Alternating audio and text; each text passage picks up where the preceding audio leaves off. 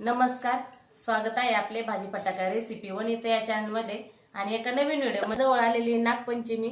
तर ज्वारीच्या लाया लागत असतात नागपंचमीला. ज्वारीच्या लायाचं खूप असं महत्व आहे नागपंचमीला.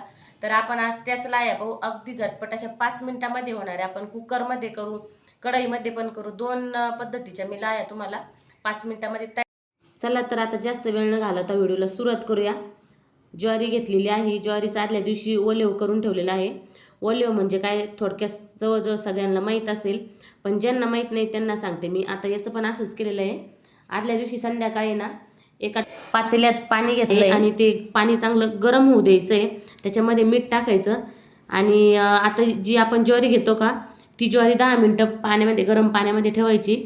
त्यानंतर काढून उपसून घ्यायची आहे आणि चांगली कोरडी करून घ्यायची आहे.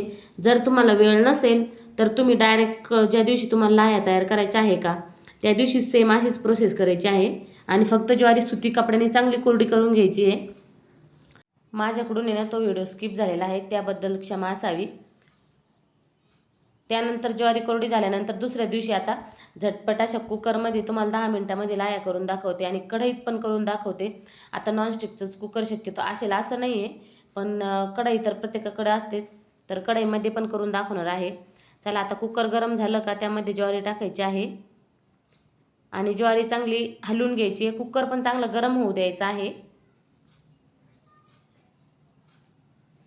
बघा अशा पद्धतीने चांगलं हलवत राहायची ज्वारी.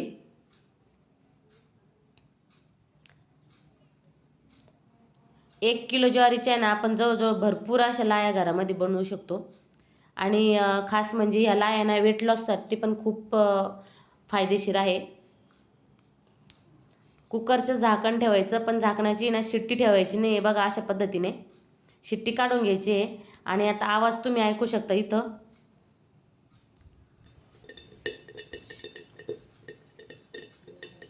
आणि अधूनमधून आहे ना कुकरचं झाकण उचलून पाहायचं.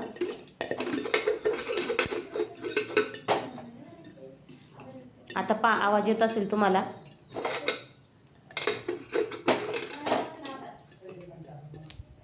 तर आपल्या कुकरमधल्या लाया तयार झालेल्या आहे. आता आणखी एकदा करून दाखवते तुम्हाला कुकरच्या. आता थोडीशी जास्त ज्वारी टाकली मी आणि ही ज्वारी ना घरात आपण जी भाकरीसाठी वापरतो का तीच आहे. अशी स्पेशल काय लाह्याची ज्वारी नाही ही. तरी पण खूप असे छान लाह्या उठतात या ज्वारीच्या पण. वेगळी काय ज्वारी घ्यायची गरज नाही लाह्यासाठी.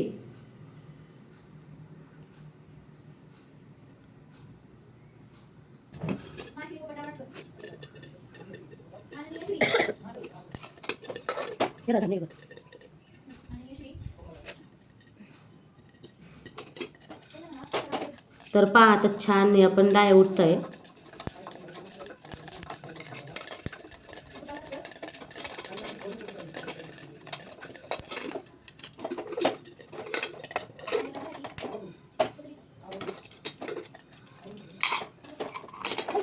तर आता दोनदा मी तुम्हाला कुकरमधल्या लाह्या पण चांगल्या दाखवल्या आहे करून.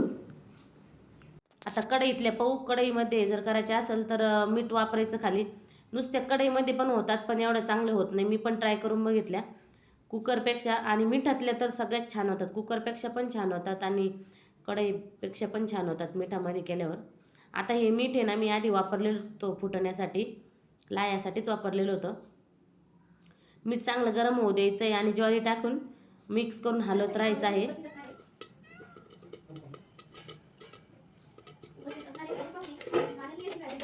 ताट गरम असतं त्यामुळं हळूवार करा.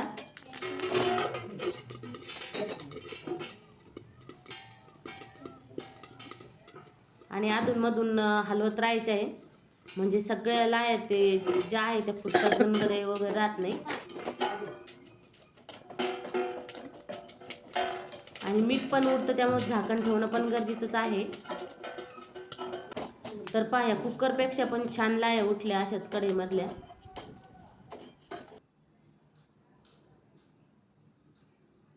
आता इथं थोडी जास्त ज्वारी टाकली आहे म्हणजे जे मीठ आहे ना ते खूप चांगलं कडक झालेलं आहे त्यामुळे थोडी जास्त ज्वारी टाकली.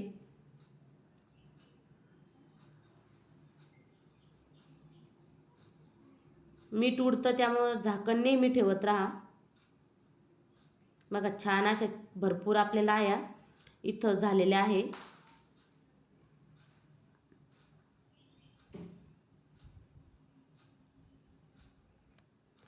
एक लाईक तर झालंच पाहिजे आता या लायांसाठी. सगळ्या लाया काढून घेतल्या आता.